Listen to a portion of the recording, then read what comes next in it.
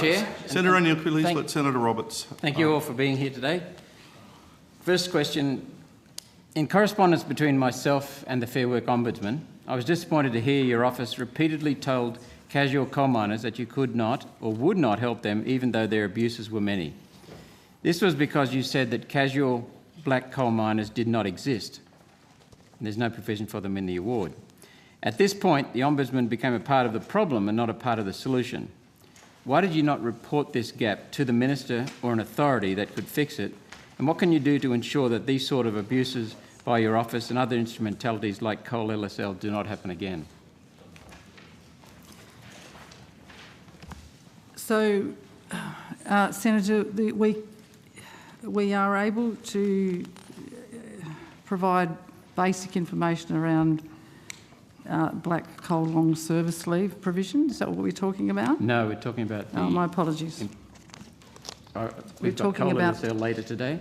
This was about why you would not be able to help black coal mine, working as casuals in the black coal industry. Okay. So, has anyone got... All right, no, we'll have a look at this. So in terms of casualisation, there's a couple of things happening. We've been monitoring WorkPac and Rosato. I guess what I would say is our job is to enforce and apply the law as it stands. And I believe, Senator, that we have done a lot of work in regards to your requests for assistance, your complaints about the enterprise agreement, the award, the conflict, as you say, between the two. And I understand what you have been advised is that, once an enterprise agreement is in place, it doesn't have to align directly with the award. So there's a contradiction between those two things. I guess the heart of my question really goes to who did you inform? Which ministers did you inform? Which agencies responsible did you inform? Because this was a problem where there were there's no classification of casual in the black coal mining industry award. Yet the union did a deal with the employer at vastly decreased pay rates, substantially decreased pay rates, and enabled casuals with no provision for conversion. So the union basically locked them into casualisation forever. Senator, they were significant problems. I want to know what mechanism you either didn't follow or you need in the future to be given power so that you can raise these issues with the relevant authorities. So, Senator, the relevant authority is the Fair Work Commission, which ratified the enterprise agreement. That's true, it did ratify. Well, we had nothing to do with that. But Mr Turner and others raised the issue with you that they were locked in by their union, which gave them a substandard deal, and the Fair Work Commission approved it. Mr Turner originally was employed as a casual under the Black Coal Mining Industry Award, even though there's no classification for it. Then he went to what looks to be a dodgy enterprise agreement that the union signed off on and the Fair Work Commission signed off on. So we regulate agreements and awards that the Fair Work Commission approves. We have no responsibility to alter them or amend them. That's not our role, not a tribunal. But if an employee comes to you and says, I've got this problem, can you at the moment go to another group and say, look, we can't fix this because it's sort of locked in by the union and the Fair Work Commission, but this is a problem that needs to be fixed. The casual problem, it could have been fixed. Years ago, it should have been fixed. So the Fair Work Commission is aware of this issue, yes. So that's what you do. Well, we have no other option because we are there to regulate an agreement that is published, agreed by the Fair Work Commission or the award. So thank you for clarifying. So if someone was not aware in the Fair Work Commission, you would make them aware. But in this case, they were aware. We do share information with the Fair Work Commission. They are aware of this issue because certainly it's been running for quite some time. You're right, it has. Okay, let's move on. You may soon be required to prepare, to distribute and to build awareness in regard to the Casual Employment Information Statement associated with the recent bill that passed, including employment conditions, and to educate both business and employees on their rights and obligations. Please detail what you will be doing to ensure integrity and awareness in regard to this information sheet, and also what systems and support will be in place to ensure prompt, clear and informative support for both business and employees? Certainly. Chief Counsel can answer that. We've Senator, been working on it. Jeremy O'Sullivan, Chief Counsel, Fair Work Ombudsman. You're quite right. When the bill that's just passed the Parliament receives royal assent, I think there'll be a new Section 125 capital A that will require the Fair Work Ombudsman to draft and prepare and gazette a casual employee information statement.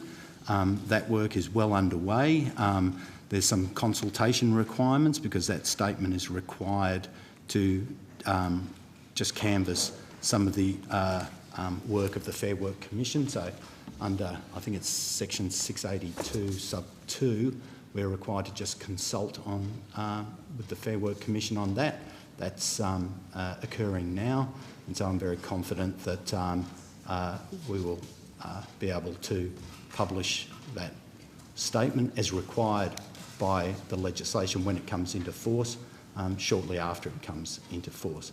We're also consulting with the department, obviously, as it's novel legislation, and it will be therefore appropriate to make sure that the department with the administrative responsibility for the Act is comfortable with, if you like, giving effect to this new provision. So they'll give you the instructions in a way? No, sorry, I'm sorry for interrupting. No, I that's shouldn't fine. have done that, but no, it's up to us to form our view on the correct content, but obviously we consult with the department, and we are obliged to consult with the Fair Work Commission under the Fair Work Act as it is now. And then you check with them to make sure the interpretation is correct?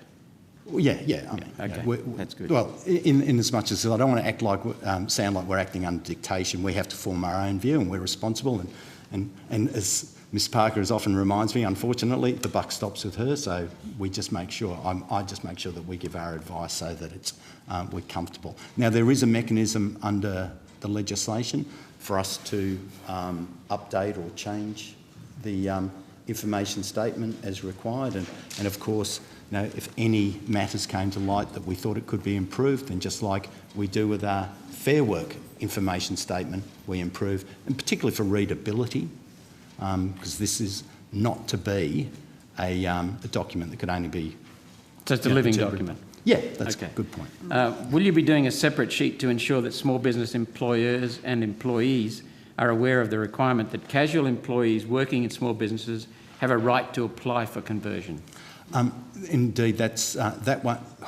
We're also preparing, if you like, complementary web content to make sure that basically, you know, we're providing a one-stop shop for, you know, everything you need to know about this new statement. We're afraid to ask if I can be impertinent, but you know, that's exactly. We're making sure and striving to make sure that it's readily accessible and it's ready to go out as soon as you know, the legislation receives royal assent. After what I've learned in the Hunter in the last 2 years, what more can the Fair Work Ombudsman do to support casual employees, especially in regard to both understanding the impact of the recent change and on their right to casual conversion? How much is being invested to ensure that there is a helpline and or accessible information available in regard to casual rights? It's an excellent question. I was going to say that this new legislation provides both an opportunity and a challenge for us to deliver on that. So the proof will be in the pudding.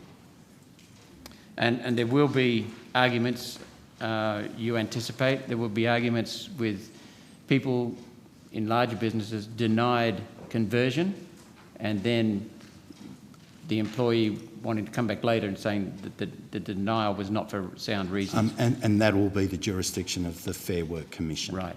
Yeah. But you'll be in touch with them. I might just clarify that a little bit. So the initial conciliation will be the Fair Work Commission, but the any disputes would go to the full the Small Claims Court of the Federal Court. Thank you. Yeah, you're quite correct, Mark. Thanks. Will Fair Work Ombudsman inspectors be able to help small businesses with things such as coaching and support? Because it was small business who did most of the heavy lifting during COVID-19 restrictions imposed by governments around the country, and we want to ensure that they're not burdened with more red tape and unnecessary administrative costs. Look, the answer is yes. Senator, we put a lot of our resources into supporting small business and will continue to do so. We're certainly developing material for this, but we also have a dedicated small business helpline, and we've had 34,000 calls to that this year alone, as in the financial year.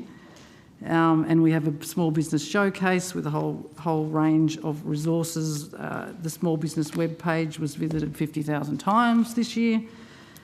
We've got best practice guides, and we have. So we do put a lot of effort into small business, and we'll continue to do that. It's important they understand what their obligations and rights are.